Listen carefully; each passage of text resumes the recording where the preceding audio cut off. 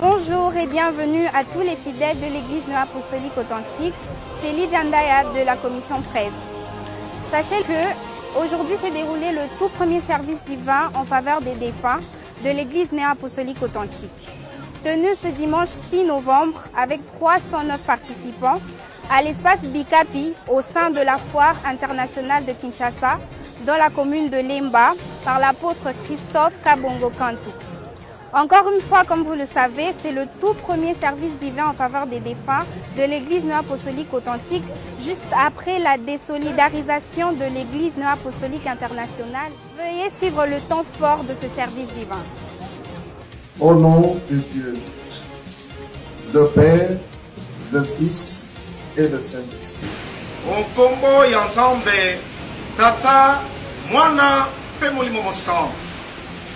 Bon et tendre Père Céleste, Dieu Tout-Puissant. Kolon Zambe Bolingo, Zambe Nangoya Nyoso. Avec humilité, nous nous présentons devant ta sainte face. La parole du jour a été tirée dans le livre des Psaumes, chapitre 34, verset 19. L'Éternel est près de ceux qui ont le cœur brisé, et il sauve ceux qui ont l'esprit dans l'abattement. Cette parole qui a tourné sur l'omniprésence de Dieu.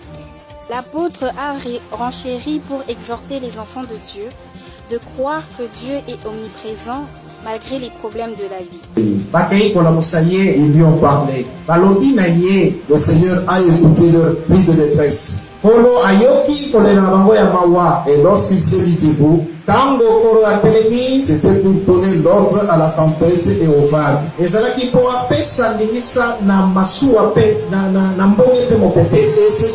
naturels ont obéi à la voix du Seigneur.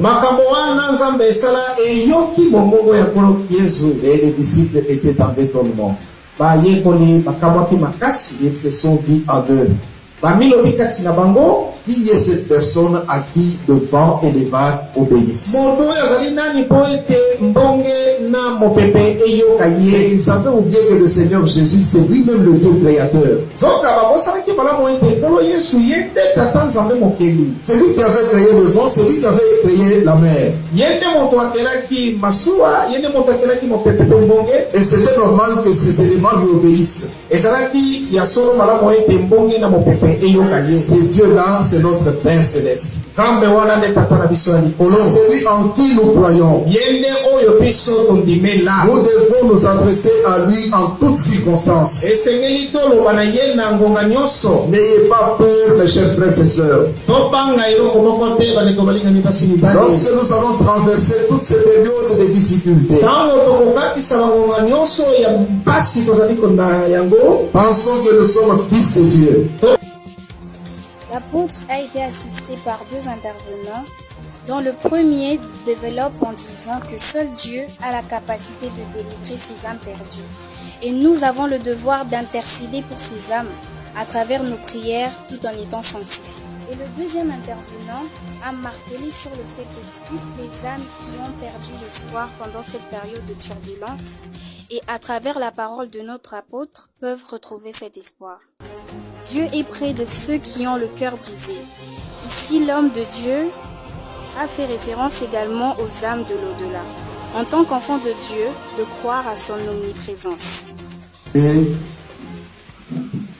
de coutume de fêter aussi la Sainte Seine pour nos frères et sœurs qui nous ont précédés dans le début.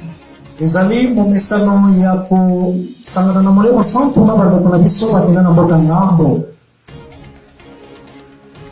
Tout ce qui concerne la parole de Dieu n'est pour l'âme et l'esprit. Nyonso ezali loba nzambe etali mosupe mpo molimo. Or, ce qui meurt, c'est ce corps physique. Oyo ekufaka eza kaka nzoto oyo. L'âme et l'esprit vivent éternellement. Mosuke mpo molimo ebikaka mpo na seko. Soit dans la joie, soit dans les tourments. Ntango mosusu na esengo, ntango mosusu na mawa. Mais nous ne connaissons pas exactement ce qui se passe dans le domaine de défunt. Les petits détails nous ont été donnés par notre Seigneur Jésus. mwandamwe makambo epesani biso nzela ya nkolo na biso Yesu Kristo. En signant que lui qui était allé là-bas et il est retourné dans ce monde. Po ezali kaka yenge moto akendaki kuna mpe azongaki awa na mokili oyo. C'est à travers lui que nous connaissons que dans le domaine des défunts, il y a deux camps. Na nzela na yenge toyebi malamu ete na mboka bawei bisika ezali mibale. Il y a les âmes qui sont prisonnières. Eza na misuki oyo ezali bakangami na minyororo. Et il y a aussi les âmes qui ont rejoint le royaume de racheté. Ezali na misuki oyo ezali na esika ya bule kimia. Et toutes ces âmes ont besoin de communier aussi avec nous. Misuki nyonso wana bazali na posa ya kosangana mpe na biso. Raison pour laquelle, à travers l'apostolat, il y a la célébration de la Sainte Seine pour les défunts. Na ntina wana na nzela ya ntoma tosembolaka molei mosantu na ntina ya bandeko bakende na mboka ngaso. C'est pourquoi nous allons inviter deux sacerdotes ici devant Na ntina ete tokobenga banganga nzambe mibale na nsima mesa bozenga pour qu'ils puissent prendre, participer à la Sainte Seine en lieu et place de ces défunts. po basangana na molei mosantu na esika ya bandeko na biso bakende na mboka ngambo. Nous appelons le prêtre Mayala et le recteur Mbo. Tokobenga prêtre Mayala na Un recteur autre Mbo. moment fort, profitant de ce service divin, l'apôtre Christophe Kabongo a servi la Sainte Seine aux âmes de l'au-delà, réunis ensemble autour de l'autel de grâce. 12 heures, fin du service divin. En tout cas, merci beaucoup. On a ndengo opesi ngai maloba na sepeli mingi pona losambo oyoyo. En tout cas, tozalaki ko vivre na kati ya ignorance. Sur ce, tangu toye ko découvrir vérité yango moni na lobi ke non, il faut natikala na kati ya authenticité.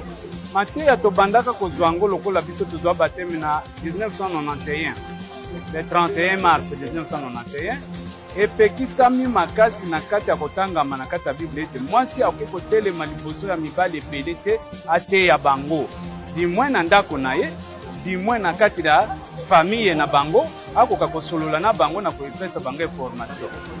Désormais, suivez les activités de l'Église néo-apostolique authentique sur nos différentes plateformes, Facebook, YouTube, TikTok, Instagram. Tapez ENA/A International. Sachez-le qu'aujourd'hui, il y a eu plus de 4682 membres qui nous ont suivis en ligne sur notre page Facebook. Merci à tous.